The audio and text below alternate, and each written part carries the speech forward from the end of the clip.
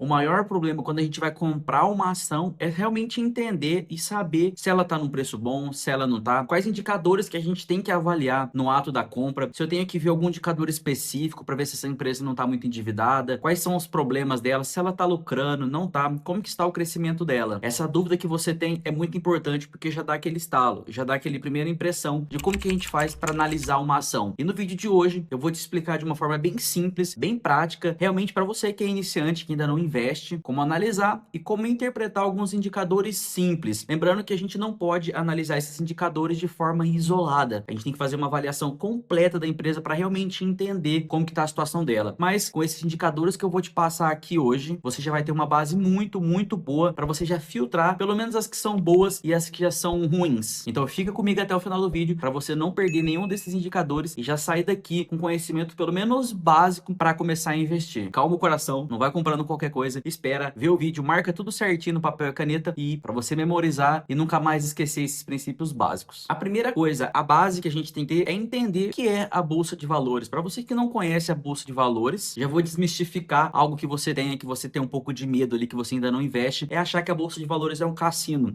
Eu vou lá, compro uma ação qualquer, a preço qualquer e rezo lá, ajoelho, peço para Deus para que essa ação suba e que ela nunca mais caia, que eu só valorize. Você não pode contar somente com a sorte. A bolsa de valores não é um cassino, não é um jogo de aposta. A gente precisa ser técnico, mesmo que de forma simples, iniciante, mas a gente precisa ser técnico. A gente precisa avaliar alguns parâmetros antes de aportar o seu dinheiro. A gente que está começando a investir com 200, 150, 300 reais, a gente não tem muita margem para ficar comprando qualquer coisa e ficar errando, a gente tentar jogar o jogo da sorte. O jogo dos investimentos não funciona assim. A gente pelo menos precisa ter uma base. Lembrando que na bolsa de valores a gente precisa não acertar em tudo, mas tentar pelo menos errar menos. Eu já errei, você vai errar, grandes investidores já erraram. Com a consistência e bons estudos, um bom acompanhamento desses fundamentos das empresas, a gente consegue ter uma base muito boa. A bolsa de valores nada mais é do que o mercado. Quando você vai no mercado aí da sua cidade, no mercadinho da sua rua, o que que você faz? Você entra lá, tem diversos produtos. A gente vai na prateleira lá de produto de limpeza, você tem várias marcas, vários preços, várias qualidades, empresas já conhecidas, empresas novas de mercado que você nunca ouviu falar, que talvez está um pouco descontado, empresas que já estão há muitos anos aí no mercado e você já vê que aquele preço é um pouco mais caro. A bolsa de valores é a mesma sistemática. Você está entrando no mercado e lá vai estar tudo exposto para você, todas as empresas, todos os ativos negociados lá. Basta você escolher. Mas lembrando, a gente não pode ir lá escolher uma por qualquer, sem critério nenhum, ir lá só porque você ouviu alguém comentar que aquela empresa X é boa, que aquele fundo imobiliário Y é bom, que aquele ETF é bom, e você vai lá e compra sem entender nem o que você está comprando. Quando você vai no mercado, você não compra um produto lá porque a pessoa chegou e falou, não, esse sabão em pó aqui é muito bom. Você nem conhece, às vezes você nunca nem comprou, você está acostumado com uma outra marca, às vezes você ainda nem comprou um sabão em pó na sua vida, aí você vai na ideia dos outros, compra um sabão em pó, vai lá, estraga tudo sua roupa. As ações seriam a mesma coisa, porque você seguiu uma diquinha de alguém que quer talvez influenciar o mercado, então a gente tem que tomar muito cuidado disso, de grandes influenciadores, que eles sim movimentam o mercado, compra aquele sabão em pó só porque falou, compra só aquela ação porque ele falou, e no final das contas, quem vai arrumar para a cabeça é você. Então a gente tem que ser um pouco criterioso nisso. A bolsa de valores também é chamada de B3. Você deve ter ouvido falar esse termo B3, mas o que que é esse B3 aí? Bolsa de valores é uma coisa, B3 é outra. O que que é isso, essa codificação? B3 nada mais é do que a simplificação de Bolsa Balcão Brasil. Essa denominação já faz um tempo que existe, por isso chamado B3. Mas é só um conhecimento raso aí para você entender, para você saber o que que é isso. Mas é aquele onde a gente compra as ações, vende as ações. Ali hoje a gente consegue fazer isso tudo de forma digital. Hoje em dia é muito mais otimizado para a gente mexer na B3, para a gente comprar e vender as ações lá nas corretoras. Lembrando que quando a gente vai comprar uma ação, a gente está comprando uma parte da empresa. A gente está comprando a menor parte do capital social daquela empresa. Então você sim está se tornando um acionista. Nossa, Gabriel, mas eu comprei uma parte pequenininha lá, eu tenho 10 ações da Petrobras. O que que isso vai influenciar? Meu, você é um acionista minoritário da Petrobras. Você pode ter 10 ações, 20 ações, 100 ações, uma ação. Independentemente, quando você vai, compra a sua ação, você se torna sócio dessa empresa. E o que que você quer daquela empresa? Eu acho que o que todo mundo queria. Gostaria de bons lucros, bons crescimentos, bons pagamentos de dividendos, que a empresa esteja pouco endividada. E é isso que eu vou comentar no vídeo com vocês, esses indicadores de crescimento, lucro, dívida, esses indicadores principais, que é o que a gente quer para que tenha um bom desenvolvimento da empresa. Eu creio que você, né, na minha situação como eu, estou comprando ações, estou comprando fundos imobiliários para a gente criar uma carteira a longo prazo. Eu não estou comprando ações na ideia de fazer aquele day trade que a gente chama, que é comprar hoje, vender amanhã e compra agora cedo e vende à tarde. Não, a gente é o buy hold, a gente compra e segura isso aí a longo tempo. Eu creio que hoje essa estratégia, para a gente que trabalha, a gente não tem tempo de ficar acompanhando o mercado, é a melhor estratégia. A gente compra, segura, acompanha ali trimestralmente, vê como que tá as ações, as empresas, né, os fundos imobiliários. Se não fizer mais sentido, a gente tenta vender, mas lógico, vendendo com lucro, mas o intuito é fazer boas análises para que a gente permaneça com essas ações a longo prazo. E seguindo já essa ideia do longo prazo, a primeira coisa que a gente tem que avaliar é que a empresa ela remunera a gente de duas formas. A gente está falando das ações, então a gente é remunerado de duas formas. A primeira é os dividendos, os proventos que as empresas pagam, seja mensalmente, trimestralmente, a cada 6 meses, uma vez por ano, independentemente. Então isso vai depender da empresa. Mas é uma das formas que a gente é remunerado, pelos dividendos. O dividend yield, que quando você entra no site do Investidor 10, você vê aquela opção lá de dividend yield, foram os últimos proventos pagos nos últimos 12 meses. Essa é uma forma da empresa, quando ela recebe os seus lucros, faz os investimentos nela, ela distribui uma parte para a gente, porque a gente é acionista, a gente está participando daquela operação da empresa. Desde quando a empresa está dando prejuízo, a gente está com ela. Mas também, se ela está dando lucro, a gente também tem que estar com ela. A empresa não pode querer a gente só no prejuízo para distribuir o problema. Não, a gente também quer receber dinheiro dela, certo? E também, a segunda opção que a gente tem quando a gente compra uma ação é a valorização, que é algo muito relevante para as ações. Diferente dos fundos imobiliários, que a cota ela não tem muita variação de preço, os fundos imobiliários são uma excelente alternativa para distribuir proventos. Todos os meses ele paga, ele tem que distribuir 95% do seu lucro todo mês, isento de imposto de renda. Nas ações, às vezes a gente não tem esse fluxo de pagamento mensal, mas a gente consegue ganhar com a valorização da cota. Então você comprou uma ação a R$ 10, passou 6 meses, essa ação já está a R$ 50, já está um pouco acima do seu preço que você comprou, você consegue vender, pega um pouco desse lucro, espera que a ação cair de novo, a gente compra. Então a gente consegue surfar nessas duas ondas aí das ações, o dividend yield e também as valorizações das cotas. Tá bom, Gabriel, mas você comentou então sobre esses formas de remuneração, a forma da gente ganhar dinheiro, mas eu não tenho que ter alguma atenção em alguns pontos quando eu estou entrando aqui no mercado de ações, que eu estou comprando meus primeiros ativos? Sim, duas coisas que você precisa levar isso para o resto da sua vida, independentemente do que aconteça, tatua isso no braço, escreve na parede, carrega com você na tela do seu celular para você lembrar disso. A primeira coisa que você nunca pode esquecer, a diversificação. Pessoal, esse ditado é velho, mas funciona. Nunca coloque todos os ovos numa cesta só, porque se essa cesta cair, 99% de chance que ela vai quebrar. Mas o que que isso quer dizer fazendo essa analogia? Você tem que diversificar os seus ativos. Não adianta você ter lá, vou começar a investir, tô com R$ 500, é pouco, vou lá e compro tudo em Petrobras. Aí mês que vem sobrou mais R$ 200, vou comprar tudo em Petrobras porque tá um preço bom. Aí o que que aconteceu? Você não diversificou, você tá somente com um ativo lá. Aí o que que acontece? Acontece qualquer queda. Às vezes uma empresa tem algum problema repentino ali durante um ano e as suas ações vai cair lá embaixo. Então, se você não diversificar, a chance de você ter problemas futuros é extremamente grande. Não é a gente pegar o nosso dinheiro e pulverizar, comprar 50 ações, 60 fundos imobiliários, todos os ETFs, todas as criptomoedas. Não é isso. Pulverizar é diferente de diversificar. Quando a gente diversifica, a gente tem um pouco de cada ativo, a gente consegue estabelecer algumas metas, a gente consegue criar algumas estratégias para a gente diluir o nosso risco, porque lembrando, nós estamos falando da renda variável, a gente não consegue prever o que vai acontecer hoje à tarde, daqui 10 minutos, daqui um ano, 6 meses. A empresa pode acontecer muita coisa, igual aconteceu em 2020 com a pandemia, ninguém esperava isso. Então o que que acontece? Se você tem uma boa diversificação em classes de ativos diferentes, a gente dilui esse risco para que não apresente nenhum problema futuro para a gente. Isso é extremamente importante. Então a gente precisa sim ter um pouco de ação, ter um pouco de fundo imobiliário, ter um pouco de criptomoedas, nem que seja uma parcela pequena. Ah, Gabriel, eu acho muito arriscado. Meu, coloque 1, 2, 3% ali da sua carteira em criptomoedas, invista no Bitcoin. O Bitcoin já se provou ao longo do tempo, já faz anos e anos e anos que essa moeda continua subindo, e já quase se tornou uma reserva de valor aí para muita gente. Então continue investindo, coloque um pouco de cada. Ah, mas eu não tenho muito dinheiro. Compre uma ação, compre um fundo imobiliário, compre uma criptomoeda e continue acompanhando, continue vendo seus resultados. Não adianta a gente ter muitas ações, muitos fundos imobiliários que a gente não consegue acompanhar. A gente tem que ter algo que seja racional, a gente tem que conseguir entrar lá e ler o relatório do fundo imobiliário que você tem, que você gosta. A gente precisa, pelo menos a cada 3 meses, que saia os relatórios da empresa, a gente entender como que está o resultado dessa empresa. Então a gente tem que estar, sim, sempre avaliando isso aí para a gente não ter nenhum problema. E o segundo ponto é mudanças repentinas na carteira. A gente pega, comprei a ação da Petrobras e do Itaú. Aí passou 2, 3 horas, nossa, caiu, vou vender e vou comprar a ação da VEG que está valorizando. Nossa, mas aí eu vou comprar outra ação.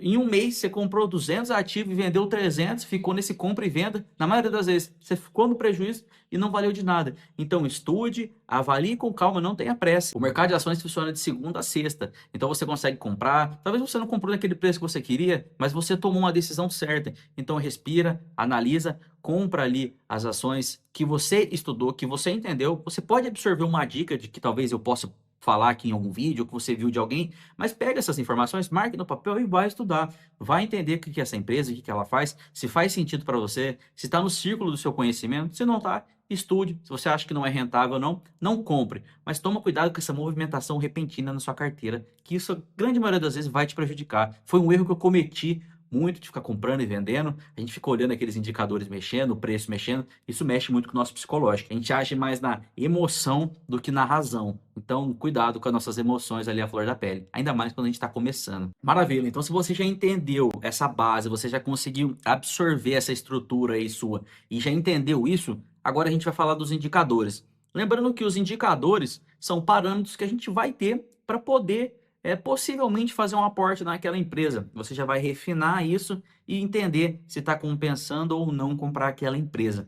Mas lembrando, a gente não pode avaliar um banco com uma empresa de saneamento. A gente não pode avaliar um banco com uma empresa de tecnologia. São setores diferentes, eles ganham dinheiro de forma diferente, funcionam de forma diferente. Então não faz sentido a gente avaliar um PL, uma margem líquida ou até o mesmo endividamento de uma empresa de transmissão de um banco ou com uma empresa de saneamento. São diferentes, são setores diferentes, ramos diferentes, funcionam de forma diferente. Então tenha isso em mente quando você for avaliar. Avalie, se eu quero comprar um banco, eu vou avaliar com o banco. Se eu quero comprar empresas de saneamento, eu vou avaliar com empresas de saneamento.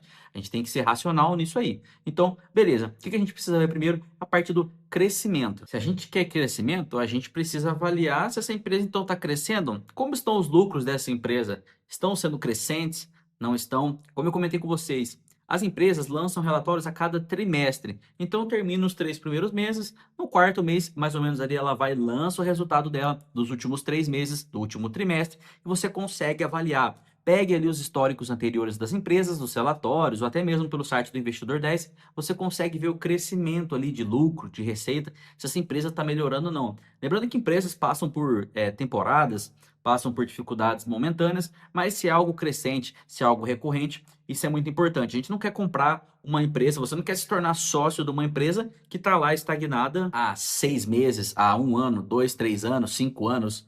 A gente não quer isso, a gente quer comprar uma empresa, nem que ela esteja crescendo um pouco, pelo menos crescendo ali o IPCA, a gente já consegue avaliar isso muito bem. Então você já consegue ter uma perspectiva boa. Se você vai querer comprar uma empresa porque está barato, você entra lá, os crescimentos estão assim nos últimos 5 anos, toma um pouco de cuidado, já acende aquele sinal de alerta. Como que essa empresa a gente consegue entender se ela está distribuindo bons rendimentos, se ela está crescendo? Se ela está distribuindo bons rendimentos, quer dizer que então na teoria ali, a gente subentende que ela está crescendo. E qual que é o indicador que a gente consegue avaliar isso? É o dividend yield, o dividendo que ele paga no ano. A relação do dividendo, como que a gente consegue entender isso quando a gente entra lá no site do Investidor 10 ou qualquer outra site de análise de ação? O dividendo yield, ele é a relação dos dividendos que foram pagos dos últimos 12 meses dividido pelo preço atual. Então, se o preço da ação é R$ 100 e ele pagou R$ 10 de dividendos, o dividend yield é de 10%, uma margem muito boa, legal, quase na taxa Selic, muito bem. Lembrando que é isento de imposto de renda.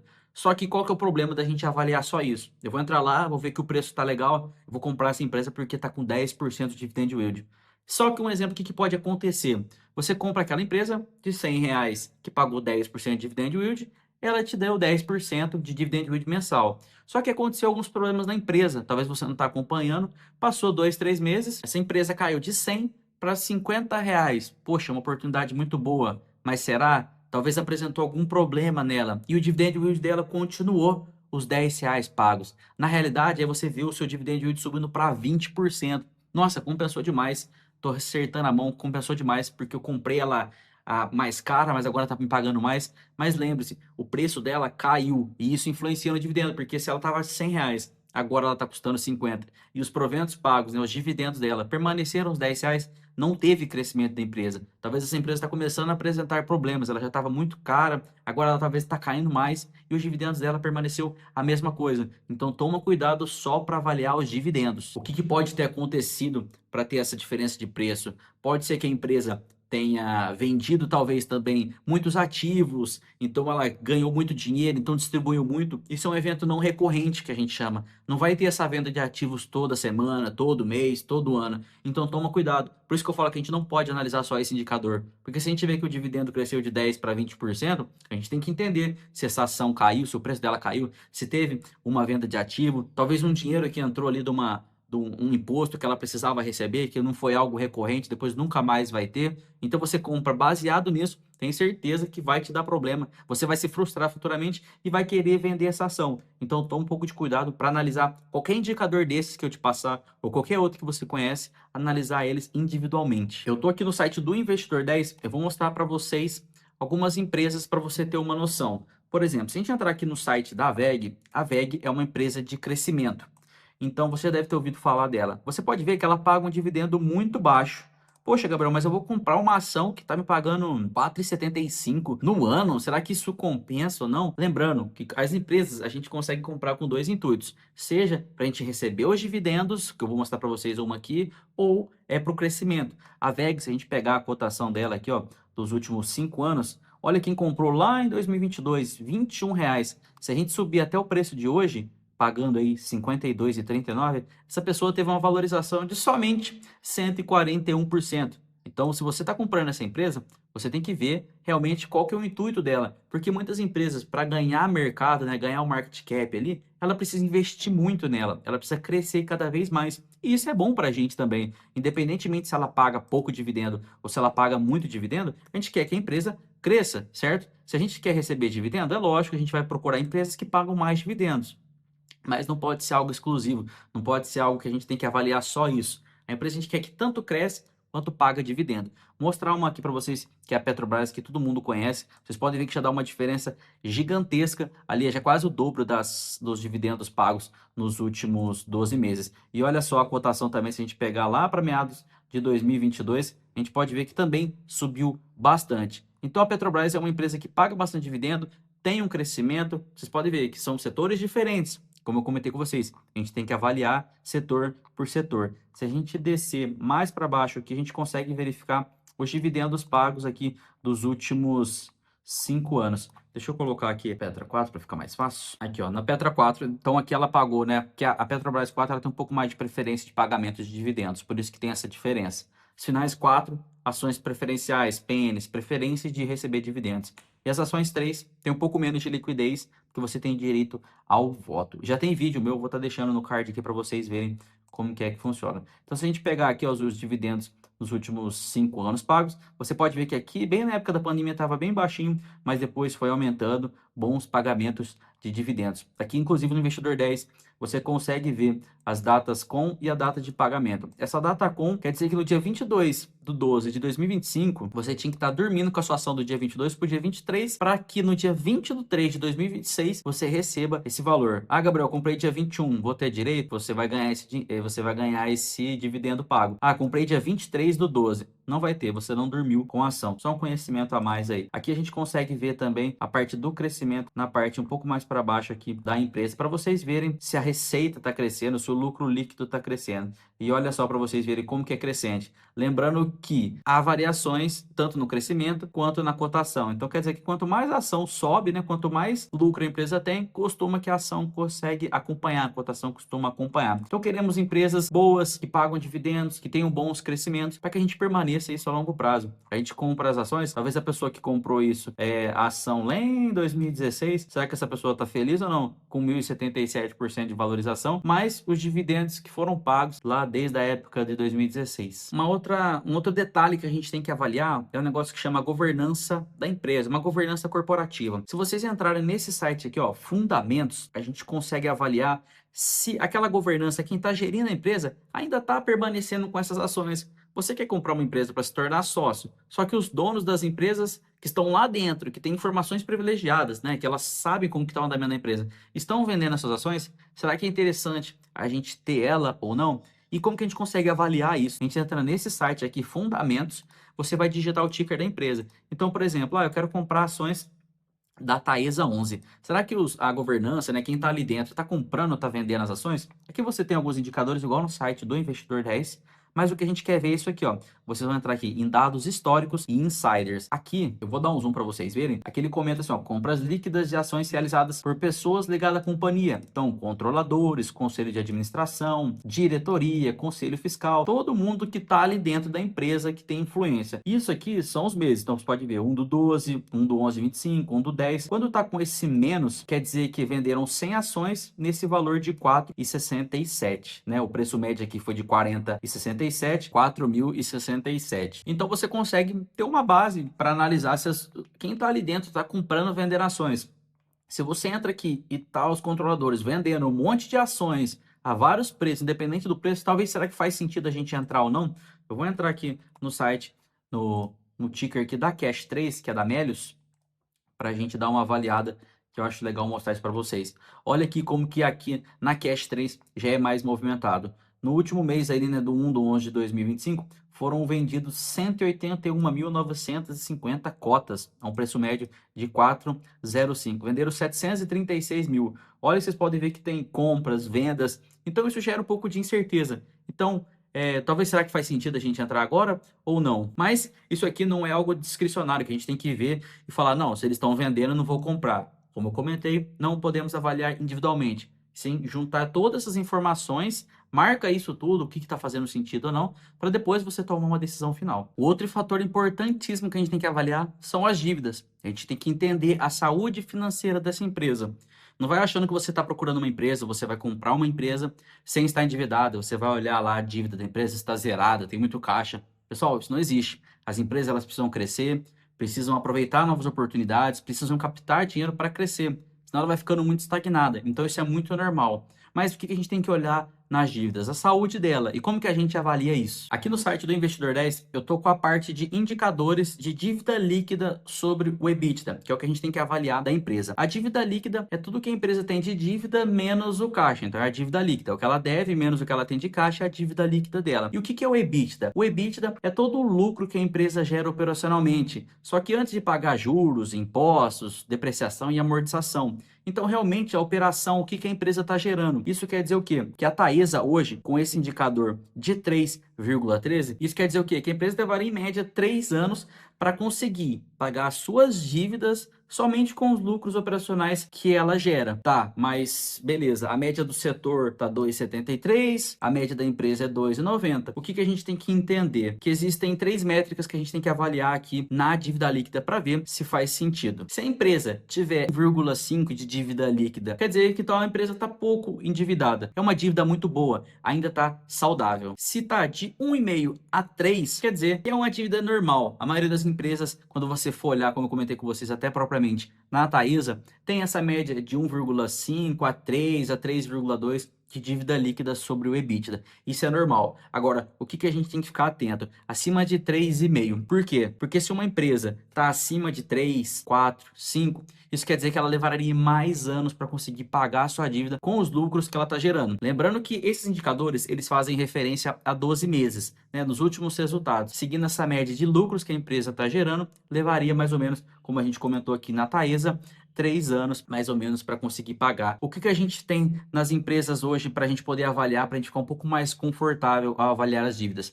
Empresas como a Taesa, como eu peguei para vocês, empresas que ganham concessões, que fazem concessões, seja empresas de transmissão de energia e empresas de saneamento, elas conseguem ter uma previsibilidade muito boa de receita. Por exemplo, a Taesa. A Taesa é uma empresa de transmissão de energia, certo? Então ela vai pegar o ponto ali de onde foi gerado para a parte das distribuidoras. Ela faz esse caminho. É o filé mignon das empresas de energia. Por quê? Quando a Taesa vai lá e está concorrendo ao seu leilão e ganha ali o leilão para ela participar, para ela poder fazer parte ali daquela transmissão, para ela poder ter o direito de transmitir a energia, ela precisa fazer algo, um investimento inicial muito alto. Então, ela tem aquela concessão que ela ganhou durante 30 anos. Então, durante 30 anos, ela vai ganhar uma RAP, que a gente chama, que é a Receita Anual Permitida. Ela vai receber esse dinheiro durante 30 anos. Então, a empresa ela consegue sim se endividar muito, porque ela sabe que daqui 30 anos, 20 anos, né? Lógico que vai juntando as concessões, então ela ganhou uma agora de 20, daqui 10 anos ela ganha mais de 30, enfim, vai levando ao longo do tempo. Ela vai tendo essa previsibilidade de receita. Isso deixa as empresas, por exemplo, de transmissão, como a Taesa, muito mais confortáveis para ter uma dívida mais alta. Então vocês podem ver que a Taesa talvez vai estar um pouco mais endividada do que outras empresas. Seja talvez, que eu comentei com vocês, da WEG, por exemplo, que é um outro tipo de empresa. Pode ser que ela está mais endividada quando você for olhar. E a gente não pode se espantar, porque ela tem essa previsibilidade. Ela consegue abraçar essas dívidas caras. Quando a Taesa ganha uma concessão, ela tem um prazo de 5 anos para poder construir ali as linhas de transmissão, aquelas torres que você vê. Então, em 5 anos, ela tem que ser muito rápida, ela tem que injetar muito dinheiro para construir coisas de milhões de reais. Então, ela se endivida muito. Mas ela sabe que depois 20, por 25 anos, ela vai receber essa receita. Então, ter uma dívida líquida, talvez um sobre EBITDA, um pouco mais alto nessa empresa de transmissão, por exemplo, acima de 3, não quer dizer que seja um problema, mas porque ela já vai ter essa previsibilidade, ela pode ficar um pouco mais tranquila para se endividar. Beleza, Gabriel, você está comentando de todos esses indicadores, mas e o preço, né? Eu não tenho que avaliar o preço para ver se está compensando comprar. Como eu comentei com vocês, às vezes o preço não é nem realmente o que importa para a gente, porque a gente tem que avaliar tudo antes de saber realmente se está compensando aquele preço ou não. Ele tem que ser o último avaliado, ele é importante porque é o que a gente vai comprar, é o que a gente vai gastar para comprar. Mas por que eu deixei ele por último? Nós temos duas diferenças aqui, preço e valor. Quando a gente entra lá no site do Investidor 10 e você vê lá cotação R$ 20, aquilo é o preço, é quanto o mercado está disposto a pagar pelaquela ação, baseado em entusiasmo ali dos investidores, está comprando, está vendendo, algum medo, por isso que ela subiu ou por isso que ela caiu. Isso é o preço, é o que a gente está vendo ali. E o valor? O que é o valor? O valor é realmente o que está inserido, é realmente o que está intrínseco na empresa, que é o seu patrimonial, é o que realmente a empresa vale. É baseado no seu patrimônio, nos seus lucros, no que ela gera de receita. E isso é valor. Então a gente tem que interpretar essas diferenças. Mas como saber se está compensando eu comprar essa empresa ou não? Dois indicadores que a gente tem que avaliar, que é o PVP e o PL. Nas empresas a gente busca lucro, certo? Então o PVP, que a gente está vendo o valor patrimonial, PVP é preço sobre o valor patrimonial e o PL é o preço sobre o lucro.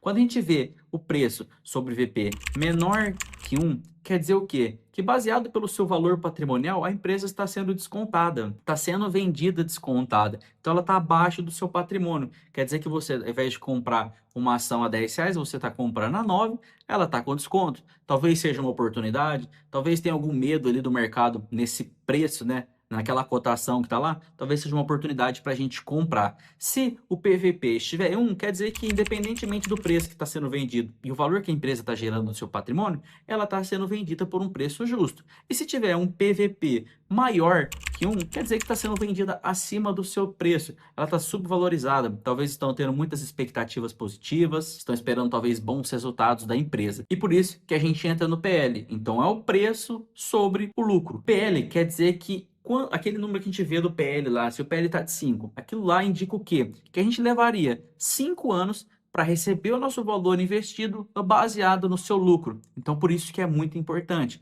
Quanto menor ali o PL, lógico que a gente vai receber esse dinheiro de volta. Essa é uma métrica para vocês entenderem. Se um PL está de 10, quer dizer que você levaria em média 10 anos para receber o seu dinheiro de volta. Um PL que eu quero mostrar para vocês, como que fica inflado ali, baseado nas expectativas do mercado mesmo, é o da própria Tesla. É uma empresa de fora que ela está listada na Bolsa Americana, né?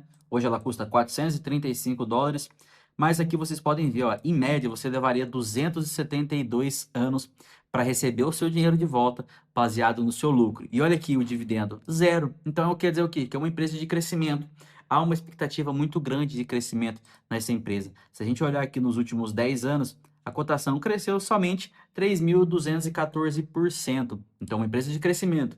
PVP que eu comentei com vocês, que é baseado no seu valor patrimonial, também está acima de 10. Olha aqui, está custando, hoje está na casa ali dos 17,95. A cotação, na realidade, se a gente fosse ver aqui pelos indicadores, o valor patrimonial baseado no patrimônio dela teria que estar custando 25 e não 432. Por isso que está bem acima o seu PVP, o seu preço sobre valor patrimonial. Mas o que eu aconselho para vocês é que vocês avaliem o PL. Um PL que quando você vê e você pode sentir confortável é mais ou menos de 3 a 10. É um PL que a maioria das empresas vai ter aqui na Bolsa de Valores. Então quer dizer que não está nem muito acima de 10, igual eu comentei da Tesla, que está muito cara, está muito fora ali da realidade, como abaixo de 3, que pode ter problemas. Então um avaliador ali, médio ali, né, o numerador médio seria de 3 a 10 para a gente comprar essas empresas. Bom, pessoal, então é isso. Eu espero que vocês tenham entendido esses indicadores. Lembrando que a gente não pode avaliar eles individualmente. Você junta todos esses indicadores, marca tudo, avalia quando você for comprar uma empresa para ver se realmente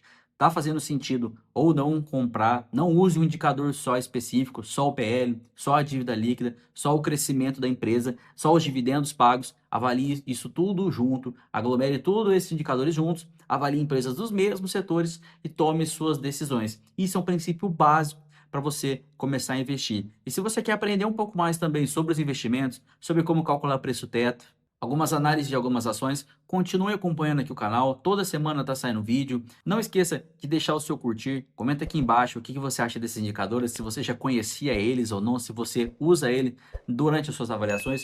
É extremamente importante que a gente estude as empresas que a gente está colocando na nossa carteira. Comece com pouco, invista pouco, mas entenda como o mercado funciona. Não vai com muita sede ao pote, comprando qualquer coisa por qualquer preço e tome cuidado sempre com as diquinhas. Então é isso, muito obrigado por ter acompanhado o vídeo até agora, um grande abraço.